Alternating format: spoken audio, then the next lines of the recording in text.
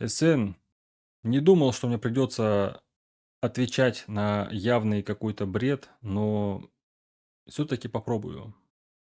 Итак, сегодня в роли нападающего у нас персонаж под псевдонимом Карча Улу, а точнее Салих Темирбулатов, который заявляет, что является потомком не иначе как легендарного прародителя так называемых карачаевцев. Окей, вызов принят. Какие проблемы? Я готов ответить на все заданные вопросы.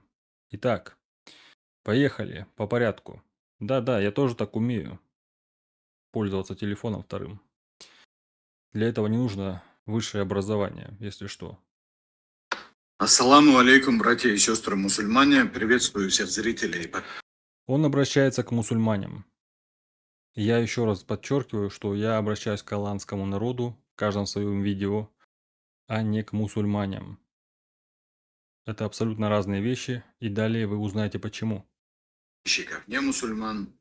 Сегодня поговорим об очень сложной теме, но она очень интересная. Пожалуйста, послушайте внимательно. Сложная тема, действительно сложная, потому что со мной, как минимум, нужно разговаривать, включая мозги свои, максимально на все 100%. Перейдем к сути, а то он здесь очень много воды накидывает. Внук Тамбия Чагарова. Так, я уже на том моменте, где какая-то женщина, которую я вообще знать не знаю, начинает рассказывать о том, что я внук какого-то там Тамбия Чагарова. Кто такой Тамби Чагаров, я знать не знаю. Расскажите мне, если вы в курсе, кто такой Тамби Чагаров. Мой дед по матери, его имя не Тамби, если что, его имя Борис Чагаров. А в народе его знают как Боря. Родственник нашего главы республики. Это не секрет, я ни от кого этого не скрывал, что глава этот также мне доводится родственником, дальним. Это нормальное явление. Но, несмотря на то, что он доводится мне родственником, это не значит, что я его как-то вообще буду поддерживать хоть в чем-то. Нет, конечно, за что его поддерживать? За то, что он российским оккупантом служит, что ли? Для меня вы все исламисты, рашисты, буквально все одна и та же кодла. Мне нет смысла разбираться в сортах этого отхода. Продолжим дальше. Это говорят его коллеги. Вот это называется... Ты уже солгал здесь. Ты видел, чтобы она со мной сотрудничала, договор подписывала? В офисе со мной в одном находилась. Кто тебе сказал, что она мне коллега? Может, она твоя коллега? кошачье движение. Кошачье движение, говоришь? А это мышиные движения, то, что ты сейчас делаешь. Если ты так запаниковал от того, что один я скрыл все ваше нутро исламистское, рашистское, это не значит, что кто-то сразу стал делать кошачьи движения. Это значит, что ты начал делать мышиные движения. Так как в последнее время очень много людей, карачаевцев, смотрят меня, я говорю на очень острые темы. Тебя не очень много людей смотрит. Тебя смотрит та аудитория, которая на тебя подписана, в общем-то. Это далеко не много. Будь уверен. Есть гораздо более значимые фигуры в этом сегменте. Продолжим дальше. Кошачьими движениями хотят направить в сторону, чтобы я делал резкие выпады в сторону главы республики. Если не секрет, кто эти иллюминаты, которые хотят тебя направить на эти движения кошачьи? Кто эти кукловоды потусторонние, Поведай. Я не его поклонник, от него мне ничего не перепадало. Я не из тех людей, которые близки к карету. В моем роду не было тех, кто был близок к карету. Но меня хотят направить против него, чтобы создать общественный фон. Тут, как говорится, из двух зол выбирают наименьшее. Э, Главу этого нынешнего все равно сменят. И я, братья и сестры, хочу в этот раз, хоть я крайне против главы республики, но в этот раз я хочу выступить на его стороне. Нам было бы желательно, чтобы глава смог убрать партию Джабага. Ты тут говоришь про какую-то партию Джабага. Я не поленился немножко осведомиться, о чем ты говоришь. И я так понял, ты придумал каких-то иллюминатов, которые стоят за всем этим делом, управляют всем вокруг тебя, хотят тебя, главного центрального персонажа всего этого цирка, значит, использовать, натравить на кого-то.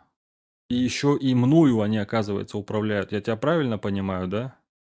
Ну давай попробуем предположить, что они мною управляют, и ты так им очень нужен, этим вот, как их ты называешь, джабары, хорошо, но ты бы не мог к ним обратиться, чтобы они там свои щупальца от меня убрали. Я совсем не хочу быть в этой игре на самом деле. Для меня что вот эти вот твои иллюминаты, что ты, что Темрезов, вы все в одной схеме. Вы все служите российским оккупантам. Вы все в этой системе, вы их верные песики. Понятно? Продолжим. Да, это не под силу. Но максимальный урон, если он нанесет, нам это очень полезно. И поэтому слушаем дальше Таулана Кандаура. Слушаем меня. Да, правильно. Вот тут ты говоришь правильно. Надо слушать меня. Не вас, исламистов, а меня надо слушать. И бью я по самым больным темам. Для вас. То есть они сами читаемы и считают, что я тоже читаем. Они бьют по таким вещам, по которым болезненные темы про Большой Карачай, про мою родину и про... А что я такого сказал про Большой Карачай?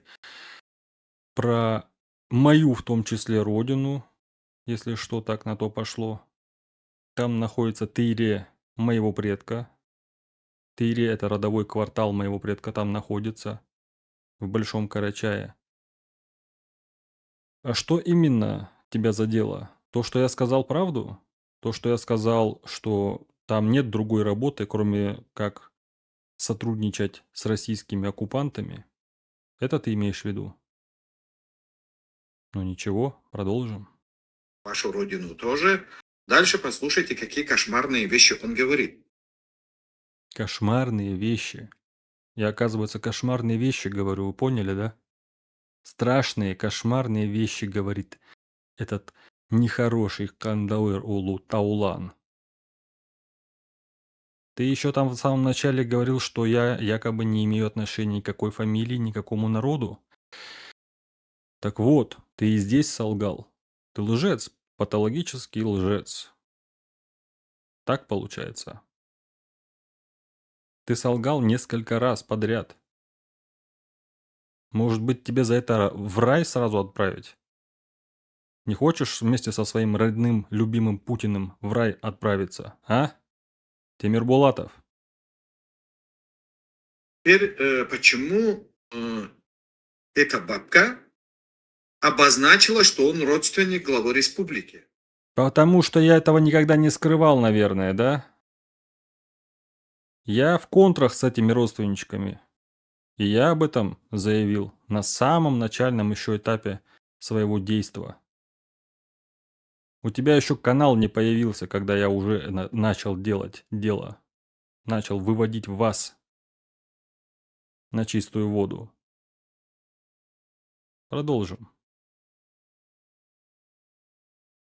Нам очень хотелось бы, чтобы Кандаур, Таулан вышел, обозначил, он же обвиняет меня в том, что я переформатировал карачаевский народ. Пусть расскажет нам не про фамилии, про всю свою родню с двух сторон. Рассказываю. С одной стороны, у меня Салпагаровы, официально по бумагам. С другой стороны, Чагаровы. И те, и другие, из всех вот, что живые есть, полные негодяи. Абсолютные, просто отвратительные существа. Ничего хорошего про них не могу сказать. Я себе родственничков не выбирал. Такие уж получились. Наверное, на их фоне меня будет лучше видно. В том числе и тебе. Не только с одной стороны главы республики. Чем они занимаются, кто близкие его родственники. Чем они занимаются? Да тем же, чем и ты. Тем же, чем все вы занимаются. Служат оккупантам они. Тем оккупантам, которых я называю оккупантами, а ты их никогда не сможешь назвать оккупантами. В этом большая разница между мною и тобою. И всеми такими, как ты, даже. Вот всех вас на весы поставить, вы не можете сделать одно дело, которое я могу сделать сейчас. Назвать оккупанта оккупантом. Продолжим. И что за люди? И очень такой момент любопытный. Он меня обвиняет во всем. Нам было бы интересно послушать, в какой общественной организации работал Таулан Кандаур много лет, когда жил в Москве. Много лет в Москве? Я в Москве прожил около 2 лет в общей сложности. Еще очень большое время я просто путешествовал по национальным республикам. И ни в каких российских официальных общественных организациях я не состоял даже одного дня. Ясно? Продолжим.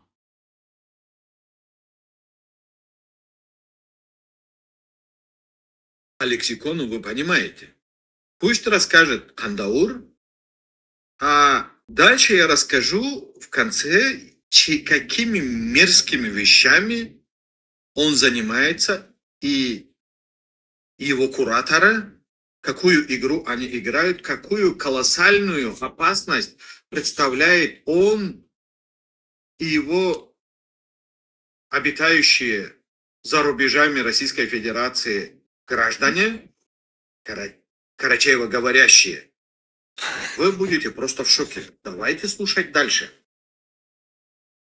Карачаево говорящие граждане, которые обитают за пределами этой Российской Федерации, представляют, оказывается, большую опасность и угрозу для того, чтобы и дальше вот эти вот Ибны и Абу могли дурить мозги аланскому народу, придумывать из аланского народа какие-то конструкты наподобие карачаевцев и балкарцев, или карачаево-балкарцев. Вот это угроза, да? Я правильно понимаю? Так это нормально. Вы что хотели? Вы думали, что вам все позволено, да? Что ничего за это не будет? Все хавать будут, да? Так вы думали. Бывает и вот так. Дальше слушаем опять нашего Кандаура. Я понимаю, говорит он мерзкие вещи, ну, братья и сестры, надо слушать. Из всего, что ты говоришь правильно только одно. Меня надо слушать. Это жизненно важно сегодня. Это актуально. Это может спасти жизнь и даже честь и совесть может спасти. Я перемотал немного. нашего народа. Как он сам утверждает, он родом из Урзука. Если кто-то живет в Карачае или хотя бы бывает иногда в Карачае и заезжал в эти края, то такой человек не даст солгать. В Урзуке, Учкулане и Картджурте российские оккупанты не оставили возможности человеку выжить, как бы то ни было, иначе, чем сотрудничеством с Россией. Теперь вопрос, почему в Черкесске оставили, почему в Зеленчуке, в Архизе, Кисловодске, на Карачаевских землях, почему в Черкесске, в Карачаевске оставили, почему там не оставили? От чего да почему? Почему да и зачем? Кто, когда, где и кого? Кто, кого, за что и чем? Объясняю тебе. Почемучки. Почему? Потому что именно Карджурт, Урзук и Учкулан является наиболее стратегически укрепленным местом, куда в случае военной опасности мог бы собраться, в принципе, весь народ. Это является очень укрепленной позицией. Именно по этой причине российскому оккупанту, которого ты даже оккупантом назвать не можешь, так важно именно это место сделать непригодным для жизни. Все остальное не так важно. Но именно наша неприступная крепость, которая как раз и называется Верхний Большой Карачай, Улу-Карачай, она является стратегической целью для российского оккупанта. Чё, не доходит никак, да? Без высшего образования никак не дойдет, да? Продолжим.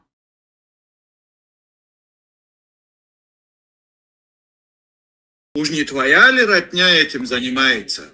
Перечисли-ка, пожалуйста, всю свою родню. Да, в том числе и моя родня этим занимается, продажей земель аланского народа. И я неоднократно ее, эту родню, осудил. Продолжим. Так, ты маленький стукачок и провокатор. Ты назвал меня стукачком, еще раз солгав. Когда это я в своей жизни на кого-нибудь хоть один донос написал? Ты меня за руку поймал? Ты пошел справки навел или чё? Умник, ты кого стукачком называешь-то, а? Это вы, исламисты, потомственные доносчики. Да будет известно каждому Аллану. После того, как этот адык с тобой натворил, как ты мямлил там, Это я-то мямлил. Вообще-то это он не вытянул разговора и вышел. Опять ты лжешь. Сколько ты можешь лгать? Вот за одно видео ты солгал уже раза 4 минимум. Просто на ровном месте ты выдумываешь все что угодно, чтобы не признать очевидную истину, что вы, исламисты, являетесь давними пособниками российских оккупантов, что вас Россия использует против коренных народов. Именно вы нужны ей, как пешки, как марионетки. Не как генералы, нет. Как самое-самое низшее создание. Вот как, в какой вы роли находитесь. Ту грязную работу, которую даже чекисты не будут делать, делаете вы. я б на твоем месте сидел бы за печкой, мяу даже не говорил бы. Ты можешь не говорить мяу. Твое право. Ты можешь пищать как мышь. Тоже твое право. Но это очень опасный человек. Для таких, как вы, да. Такие, как я, те, кто говорит правду. Очень опасные люди. Надо было тебе просто посмотреть, подумать и помолчать. Но ты решил показать все свое нутро. Теперь да, теперь да.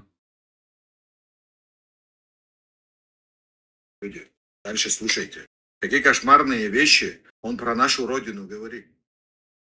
Я не говорил ни одной кошмарной вещи про мою родину. Моя родина тебе, скорее всего, никак не относится. Понятно тебе? Про мою родину я никогда ничего плохого не говорю. Я говорю о том, что моя родина в оккупации российской. Я говорю то, чего ты и такие, как ты, все вместе взятые, не можете никак произнести вслух даже. Даже в мыслях. Структурами.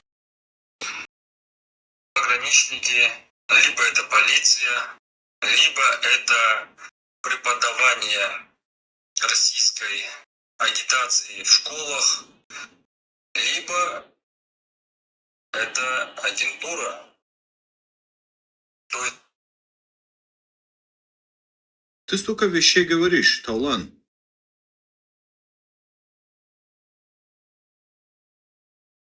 Почему против тебя не возбудили уголовное дело? А ты ходил, проверял? Вот ты пошел, проверил, возбудили они его или нет? Я напомню, Аланская тюркская платформа находится в списке экстремистских организаций под номером 600 каким-то. Ты уверен, что его не возбудили? Я нет. А тебе откуда знать? Связи подсказали? Свои нашептали?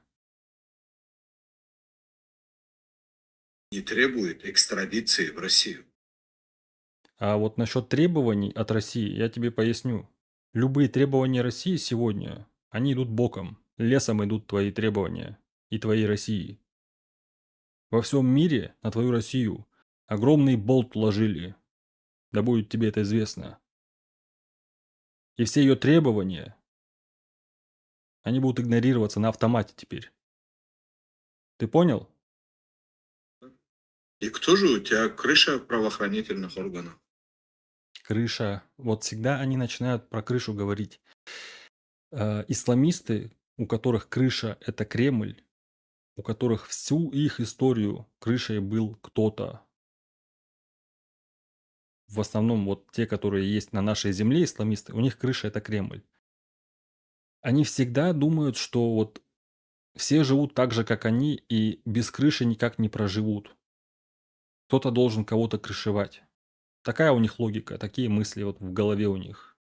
И он сейчас это озвучивает на полном серьезе.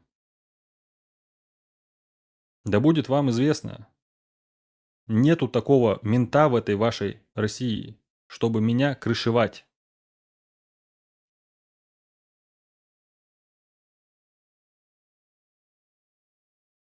После таких вещей представителям правоохранительных структур обращаю внимание главы республики и его близких. Кто же в республике крышует вот эти слова и вот этих людей? Еще раз говорю, ни в этой республике, ни в какой-либо другой нету никакой крыши, чтобы крышевать таких, как я. Такой, как я, является противником номер один для таких, как ты, и для таких, как твои хозяева, против которых ты не можешь даже слово пискнуть.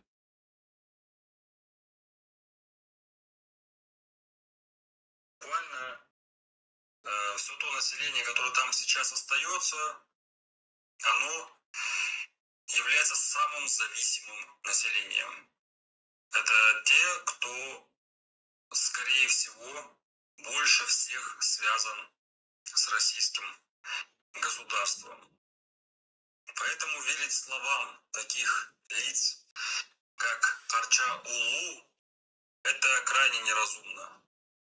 Неразумно по множеству факторов. И самый главный из них – это сама его позиция. рассуждений. Ладно, еще раз тебе говорю, если ты такой праведник, я ж про свою родню рассказываю. Я про каждого могу рассказать. Ну-ка расскажи. Народу, ты такой правильный, ты такой красавчик и Д'Артаньян. Расскажи про всех. Кто тебе сказал, что я такой правильный Д'Артаньян, красавчик и все такое? Кто тебе это сказал? Ну, вот, в смысле, ты сейчас вот на ходу что-то придумываешь сам по себе? У тебя что, переклинило на этом или что? Подробно. Кто где работает. Не смог. Не смогу? Нет, смог. Я уже рассказал. Да, они есть, эти родственники. Да, они на очень высоких постах сидят. И я их всех за это осуждаю. Я считаю, что сотрудничество с оккупантом нельзя ничем оправдать. Для меня такое родство неприемлемо. Можешь, и голову снесут за это. Твоя же родня, твои кураторы.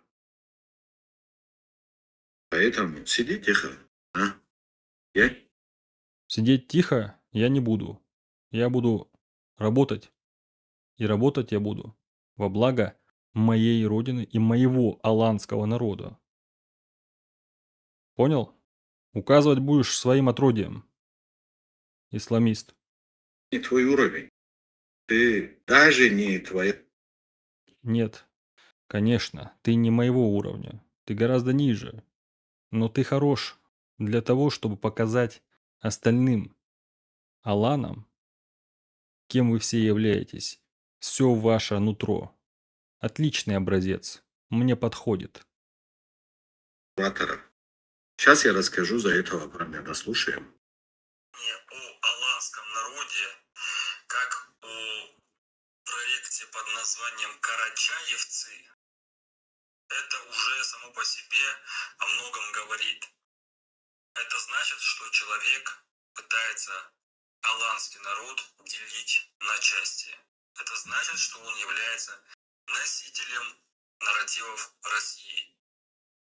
И, скорее всего, как и большинство исламистов, он является кадровым работником этой России.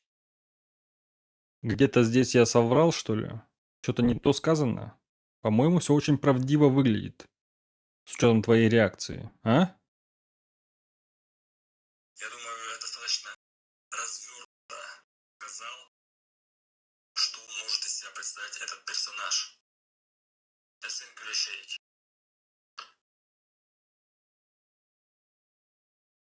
Очень жалко тебя, молодой человек, но тебя все равно доставят в Российскую Федерацию. Если бы все было так, как хотелось бы твоей российской недофедерации, такие, как я, даже не рождались бы. Можешь быть уверен. Живым, таким, как вы, я точно не сдамся. Я нанесу вам самый большой урон, который кто-либо когда-либо наносил. Один человек, который реально изменит всю вашу жизнь. И ваших хозяев тоже. Это станет достоянием всего мирового сообщества, будьте уверены. Во всем мире все ваши планы и проекты пойдут крахом. И это будет очень скоро. И там, где нормальные мужчины, мусульмане, карачаевцы, которые... Нормальные мужчины вы? Вы под Россией лежите, вы себя еще мужчинами называете? Мужчины не платят налоги оккупантам. Мужчины с ними ведут борьбу. Тебе даже неизвестно такое. Даже в твоей голове такое просто отсутствует. Элементарные понятия. Мужчиной он себя возомнил. ты презираешь, мы, которые с Большого Карачая. Когда А вот с какого ты Карачая, я еще не знаю. Но я обязательно узнаю, откуда ты. попадали в трудные моменты жизненные, проходили их с достоинством. То, что вы ложитесь под Россию, вы называете достоинством? Это так у вас, у исламистов, принято, да? Кто пришел посильнее, сразу под него легли, запели его песенки, начали шестерить, сплетни распускать. клеветать на защитников своего народа. Это у вас достоинством называется, да? Я вас правильно понимаю? Ты говоришь мерзкие вещи про мое ущелье. Мерзкие вещи – это когда я говорю, что в этом ущелье большинство населения вынуждено быть обслугой оккупантов. Это мерзко. Ничего не сказать. А служить оккупантам – это не мерзко. Так получается, да? Родину Карачая. Обвиняешь людей, которые 11 дней сидят без света. А почему эти люди сидят без света? Не хочешь рассказать? Давай я тоже задам вопрос. Почему эти люди сидят без света, а? Может, потому что нечего было голосовать за людоедов? А? Может, потому что надо было организовывать свою систему, вместо того, чтобы лежать под оккупантами? Может, поэтому они лежат без света 11 дней? Не сидят, а лежат именно.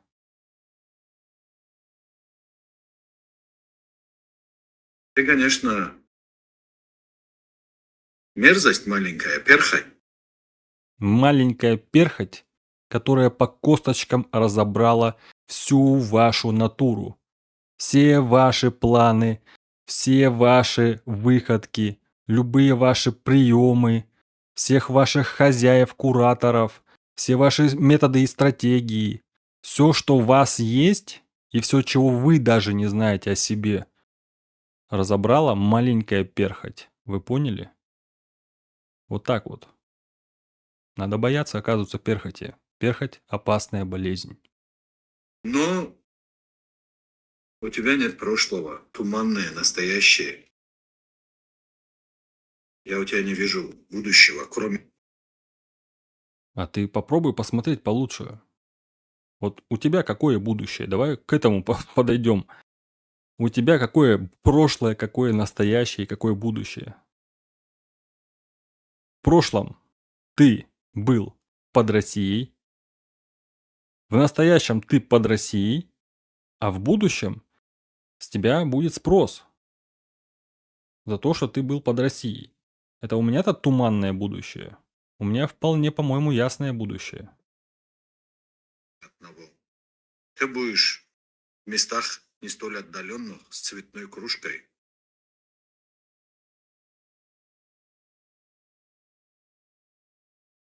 И с ложечкой, с дырочкой, отдельно от людей, за отдельным столиком.